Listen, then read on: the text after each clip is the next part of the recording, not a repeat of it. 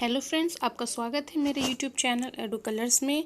आज हम इस वीडियो में 8वीं क्लास के हमारे अतीत भाग 3 का पहला चैप्टर कैसे कब और कहाँ पढ़ेंगे, हिस्ट्री का पहला चैप्टर है ये।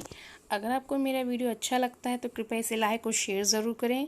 जो नए व्यूवर्स हैं कृपया करके मेरा चैनल सब्सक्राइब करें। Thank you. चलिए चैप्टर शुरू करते हैं। देखिए, इस चैप्टर में बेसिकली ये बताया गया है कि इतिहास हमें क्यों पढ़ना चाहिए। इसमें सब बोलते हैं, बच्चे बोलते हैं जब मैं उनको ये चैप्टर पढ़ाती हूँ कि तारीखें रटनी पड़ती हैं मैम, इतिहास जो है, हिस्ट्री जो है बहुत ही उबाऊ एक सब्जेक्ट है, क्यों हम पुरानी चीज़ों को पढ़ते हैं जबकि हमें नए के बारे में पढ़ना चाहिए। तो मैं आपको ये बता दूँ कि एज अ हिस्ट्री स्टूडेंट मेरे को हिस्ट्री में इंटरेस्ट आया 10th क्लास में। लेकिन बहुत से बच्चे हैं ऐसे भी हैं जिनको अभी से 6ठी 7वीं क्लास में भी इंटरेस्ट आता है, और कुछ बच्चे ऐसे हैं जिनको बिल्कुल इंटरेस्ट नहीं आता। तो मैं बता दूं आपको कि हम ये सिर्फ जानने के लिए हिस्ट्री नहीं पढ़ते कि किसी राजा की ताजपोशी कब हुई, कौन सा युद्ध कब हुआ। ये सब बहसें हम नहीं देखते कि ये डिबेट्स चलेंगी। हम ये भी जानते हैं, जैसे कि आजकल की जो हिस्ट्री की किताबें हैं उसमें हम ये देखते हैं कि कलरफुल ड्राइंग्स हैं, चित्र हैं, बॉक्सेस हैं जिसमें कुछ अलग से बातें लिखी गई हैं। लेकिन जब हम पढ़ते थे तो उस समय ऐसा कुछ भी नहीं होता था, सिर्फ ब्लैक एंड वाइट किताबें होती थी। लेकिन फिर भी अब जो है, अब चीज़ें अच्छी हो गई हैं, बच्चों को इंटरेस्ट आता है। तो अब इस तरीके से बच्चे अगर इतिहास में, इस हिस्ट्री में अगर इंटरेस्ट लेंगे तो मुझे बहुत खुशी होगी। इसमें कोई शक नहीं कि जो इतिहास है वो अलग अलग समय की बात करता है, अलग अलग बदलावों की बात करता है, हमेशा एक सा समय नहीं रहता है। हम इतिहास क्यों पढ़ते हैं? क्योंकि हमें हमारे आज के समय में और इतिहास के समय में जो पास्ट में जो चीज़ें हुई उसमें हम डिफ्रेंशिएट कर सकते हैं, तुलना कर सकते हैं। पहले कैसा था, अब कैसा है, पहले बदलाव कैसे आए, अब बदलाव कैसे आए। अगर आज जो सिचुएशन हमारे बीच में है, अगर वो इतिहास में हो चुकी हैं, तो हम इतिहास वाला ही फ़ैसला अपनाएंगे या कुछ अपनी तरफ से नए फ़ैसले ले सकते हैं। बहुत से बच्चे होते हैं जो इतिहास के जो पर्सनालिटीज़ होते हैं, जैसे झांसी की रानी हैं, सुभाष चंद्र बोस हैं, महात्मा गांधी हैं, उनको अपना आइडियल भी मानते हैं और उनके जैसा बनना चाहते हैं। तो कहीं ना कहीं इतिहास जो है वो बहुत अच्छा सब्जेक्ट है।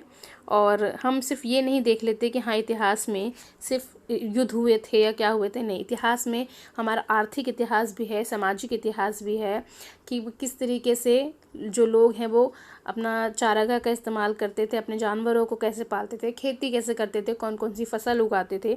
अब मान लीजिए इसमें बात की गई है चाय की, ठीक है, इस वाले चैप्टर में बात की गई है चाय की, कि चाय जो है क्या सिर्फ हमने ऐसे पीना शुरू कर दिया कि हमने किसी को देखा भारत में, भाई एक दिन आया और सबने चाय पीना शुरू कर दिया, ऐसा तो नहीं हुआ होगा। चाय का भी अपना एक इतिहास रहा होगा कि जो चाय है, अगर लोगों ने इसकी खेती की होगी तो धीरे धीरे करके इसका स्वाद जो है लोगों की ज़बान पर आया होगा, और जो लोग हैं उन्होंने इस चाय की जो खेती है वो शुरू की होगी। ऐसे ही जब आप रेल में बैठे होते हैं और आप बाहर देखते हैं तो आपको क्या दिखता है? रेल की पटरियाँ दिखती हैं, खेत दिखते हैं। तो आपने कहीं कभी सोचा होगा कि ये रेलवे का निर्माण कब हुआ, रेलगाड़ी आने से पहले लोग एक यात्रा कैसे करते थे। आप अखबार पढ़ते हैं, अच्छा आप अखबार पढ़ते हैं आज की तारीख का, लेकिन आज से 100 साल पहले क्या हुआ होगा, 200 साल पहले क्या हुआ होगा। तो इसकी जानकारी हमें कैसे मिलती है? तो हमें इतिहास से ही इसकी जानकारी मिलती है।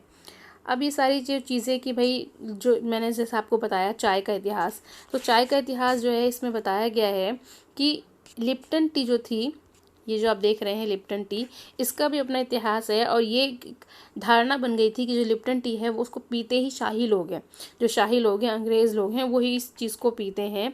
अब हम सिर्फ ये चीज़ नहीं बोल सकते कि किसी एक दिन चाय पीना शुरू हुआ होगा, ऐसा तो हम नहीं कह सकते। हाँ, ये कह सकते हैं कि इस दौर से शुरू हुआ होगा।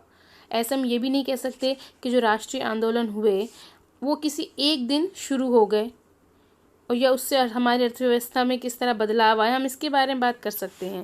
लेकिन एक दिन, कौन से दिन पे हमारे जो राष्ट्रीय आंदोलन शुरू हुए होंगे, लोगों ने चाय पीना किस दिन से शुरू किया होगा, ये चीज़ें हम तारीख़ों में इसको नहीं जोड़ सकते। हाँ, हम तारीख़ों में क्या जोड़ सकते हैं कि कोई युद्ध कब हुआ होगा, किसी राजा को उसका मुकुट कब मिला होगा, उसका विवाह, उसने कौन कौन सी लड़ाइयाँ लड़ी, वो कब मरा, गद्दी पर कब बैठा, उसके शासक कौन से थे, उत्तराधिकारी कौन कौन थे। तो इसके बारे में हम बात कर सकते हैं, ठीक है। अच्छा, आगे हम बात करेंगे कि जो तारीखें हैं वो इतिहासकार कौन है। अब जैसे मान लीजिए ब्रिटिश काल है, तो इस समय जो ब्रिटिश इतिहासकार रहे होंगे उन्होंने अपने टाइम के जितने भी गवर्नर जनरल थे, जैसे कि वॉरेन हेस्टिंग्स थे, वेलेस्ली थे, बेंटिक थे, डलहौजी थे, कैनिंग थे, लॉरेंस थे, लिटन थे, रिपन थे, कर्जन थे, हार्डिंग थे, इरविन थे, वेलेस्ली। तो इन सब के बारे में जो हम पढ़ते हैं, तो हम ब्रिटिश इतिहासकारों के बारे में के बारे में जब पढ़ते हैं तो इन सारी चीज़ें कि इन लोगों ने क्या क्या अपने काल में क्या क्या चीज़ें की। मान लीजिए हार्डिंग ने क्या काम किया अपने काल में 5-6 सालों में, या रिपन ने क्या काम किया, तो उसके ऊपर हम उनके इतिहास का जो वर्णन करते हैं कि इन्होंने अपने टाइम पे ये काम किया था, कि अपने दौर में उन्होंने ये चीज़ें लिखी थी, ये काम किए थे। लेकिन क्या हम ये बता सकते हैं कि अगर एक वायसराय या गवर्नर जनरल अपने काल में जो कोई काम कर रहा है उसके तो इतिहास हमने पढ़ लिया, लेकिन उस समय एक आम भारतीय की गतिविधियाँ क्या थी, एक आम भारतीय क्या कर रहा था, वो किस तरह से अपनी अर्थव्यवस्था को सुधार रहा था, खुद के अपनी जीवनचर्या के लिए क्या कर रहा था, तो इनकी बातें हमें नहीं पता। अगर हम इन चीज़ों पे ध्यान देंगे तो हमारी जो तारीखें हैं उसका जो हमारा जो नज़रिया है, जो हमारी तारीखें हैं हम इतिहास पढ़ने का, वो चेंज हो जाएगा। पहले हम वायसराय पढ़ रहे हैं, गवर्नर जनरल पढ़ रहे हैं, अब वो चेंज होकर एक आम भारतीय पे हो जाएगा कि उनकी गतिविधियाँ किस तरह की थीं। अब हम बात करते हैं कि इतिहास को कितने भागों में बांटा गया है। जैसे कि 1817 में एक स्कॉटलैंड के अर्थशास्त्री थे जेम्स मिल, इन्होंने पूरी हिस्ट्री को 3 खंडों में बांटा है। अपनी एक जो किताब थी a history of British India, British Bharat का इतिहास में इन्होंने भारतीय इतिहास को पूरे काल को 3 भागों में बांटा है, हिंदू, मुस्लिम और ब्रिटिश। इनका मानना था कि जो प्राचीन काल था वो हिंदुओं का काल था, जो मध्यकालीन काल था वो मुस्लिमों का काल था, और जो आधुनिक काल था वो ब्रिटिश काल था। मतलब कि हिंदुओं के काल में अगर हम ये देखें तो क्या ये एक वर्गीकरण सही है। अगर हम इसके कंपैरिजन में ये बोलें कि हिंदुओं का काल ना हो गया, वो प्राचीन काल था और मध्यकालीन काल था और आधुनिक काल था, अगर हम इसको हिंदू, मुस्लिम, ब्रिटिश ना बोल के ये 3 नामों से पुकारें तो शायद ज़्यादा सही होगा। क्योंकि अगर हम हिंदू काल की बात करें तो प्राचीन काल में सिर्फ हिंदू जाति नहीं थी, जैन धर्म भी थे, बौद्ध धर्म भी थे। मध्यकालीन काल में सिर्फ मुस्लिम नहीं थे, आम जनता, बेसिक जो लोग थे वो आम जनता थी, हिंदू थी। और ब्रिटिश की अगर हम बात करें तो ब्रिटिश काल में हिंदू भी थे, मुस्लिम भी थे, और भी धर्म के लोग थे। तो हम सिर्फ ये नहीं कह सकते कि इन्हीं का इतिहास हमने पढ़ा है और यही लोग एग्जिस्ट करते थे। जेम्स मिल का ये भी मानना था कि जो ब्रिटिश काल है, यानी कि जो आधुनिक भारत है, उसको ब्रिटिश काल इसलिए भी कहा जा सकता है क्योंकि उससे पहले का जो काल था, प्राचीन काल और मध्यकालीन काल, उनके अनुसार ये काल एक अंधकारमय युग था। इसमें लोगों को नॉलेज नहीं थी, उनके कल्चर के में उनका अभाव था कि किस तरह से बैठना है, खाना है, उठना है, एक सांस्कृतिक अभाव था, एक एजुकेशन उनके अंदर नहीं थी, तौर तरीके नहीं थे। तो उनको लगता है कि जब ब्रिटिशर्स आए तो जो भारतीय हैं उनका एक तरीके से उनकी बॉडी का, उनके रहन सहन का एक तरीके से शहरीकरण हो गया, वो एक सज्जन पुरुष बन गए। ऐसा जेम्स मिल का मानना था, लेकिन ऐसा नहीं है। और हम इस चीज़ के बेस पर आधुनिक भारत को ब्रिटिश काल या मध्यकालीन भारत को मुस्लिम युग नहीं मान सकते। ये एक तरीके से इतिहास गलत होगा। इसीलिए अगर हम इस काल को, प्राचीन काल को प्राचीन, मध्यकालीन काल को मध्यकालीन और आधुनिक काल के भागों में बांटे, 3 पार्ट में बांटें, तो यही सही नाम होंगे, ना कि हिंदू, मुस्लिम और ब्रिटिश। ओके। अगर हम देखें कि जो पश्चिम में है, जो पश्चिमी देश हैं, वहाँ पर इस तरीके से धर्म के आधार पर कैटेगराइज नहीं किया गया है। वहाँ पर साइंस टेक्नोलॉजी कैसी थी, लोग वाद विवाद कैसे करते थे, डेमोक्रेसी कैसी थी, इक्वालिटी थी या नहीं थी, लोगों ने आंदोलन कैसे किए, इस पर डिपेंड करता है कि इतिहास को किस नाम से पुकारा जाए।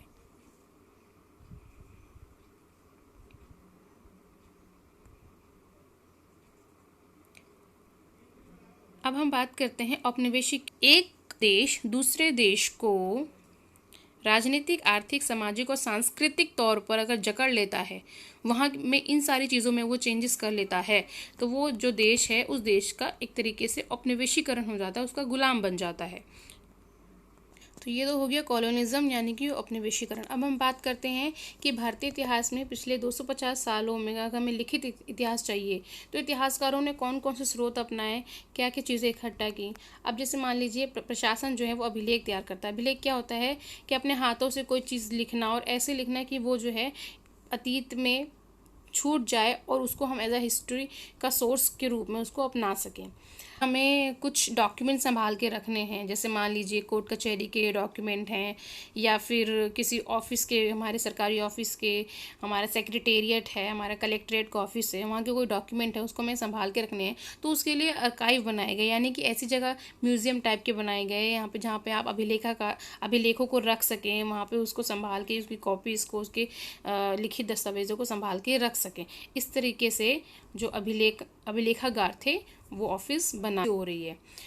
अब सर्वे में क्या होता है कि मान लीजिए जो देश है हमारा इंडिया, उस समय कि लोगों के खेत कैसे तैयार हो रहे थे, नक्शे कैसे तैयार हो रहे थे, मिट्टी की क्वालिटी क्या है, अगर आप खेती कर रहे हैं तो मिट्टी की क्वालिटी क्या है, और वहाँ पर मिलने वाले पेड़ पौधे कौन से हैं, जीव जंतु कौन से हैं। और इसके बाद धीरे धीरे करके 1881 में, रिपन के काल में जनगणना भी शुरू हो चुकी थी। 1881 में जनगणना शुरू हो गई थी। जनगणना के जरिए भारत के सभी प्रांतों में रहने वाले लोगों की संख्या, उनकी जाति, इलाके, इनके बारे में पता किया जाने लगा कि वहाँ किस किस धर्म के लोग हैं, कहाँ पे कौन कौन से कैटेगरी के लोग जो है वो रहते हैं, कौन सा व्यवसाय करते हैं, कौन से वर्ग में ज़्यादा लोग हैं, क्या हैं, सारी चीज़ें जो हैं जनगणना के द्वारा पता की गई। अब है कि जो अधिकृत रिकॉर्ड्स हमें क्या पता चलता है और क्या नहीं पता चलता है।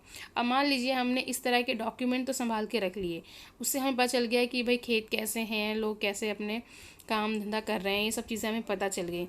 लेकिन हमें क्या नहीं पता चला, हमें आम लोगों के बारे में पता नहीं चला। हमें ये तो पता चल गया कि सरकारी ऑफिसर क्या सोचते हैं, वो क्या डॉक्यूमेंट रखना चाहते हैं अपने पास, लेकिन आम लोग क्या सोचते हैं, आम लोग कैसे रह रहे हैं, उनके बारे में अगर हमें पता करना है तो हमें कोई मैगज़ीन हो गई, कोई न्यूज़पेपर हो गया, ठीक है, और ये डायरियाँ हो गई, लोगों के अपने संस्मरण हो गए, ये सारी चीज़ें जो हैं जिनसे हमें पता चलता है कि आम लोग कैसे रहते थे और क्या सोचते थे।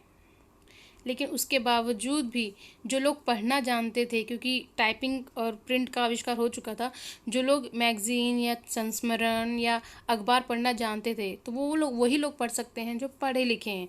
एक आम जनता में जो एक गरीब किसान है, आदिवासी है, खदानों में काम करने वाला मजदूर है, सड़कों पर ज़िंदगी गुजारने वाला एक गरीब आदमी है, वो इन चीज़ों को नहीं पढ़ सकता था। तो उसके बारे में इतने इतिहास में हमें उनके बारे में इतिहास में हमें पता नहीं चलता है। और धीरे धीरे जब आप इतिहास पढ़ेंगे तो आपको समझ में आएगा कि इतिहास अच्छा एक सब्जेक्ट है और उसे क्यों पढ़ना चाहिए। अगर आपको मेरा ये वीडियो अच्छा लगता है तो कृपया इसे लाइक और शेयर ज़रूर करें। नए व्यूवर्स मेरे वीडियो को सब्सक्राइब करें, और जो पुराने व्यूवर्स हैं, जो पुराने सब्सक्राइबर हैं, वो इस वीडियो को लाइक और शेयर ज़रूर करें। Thank you.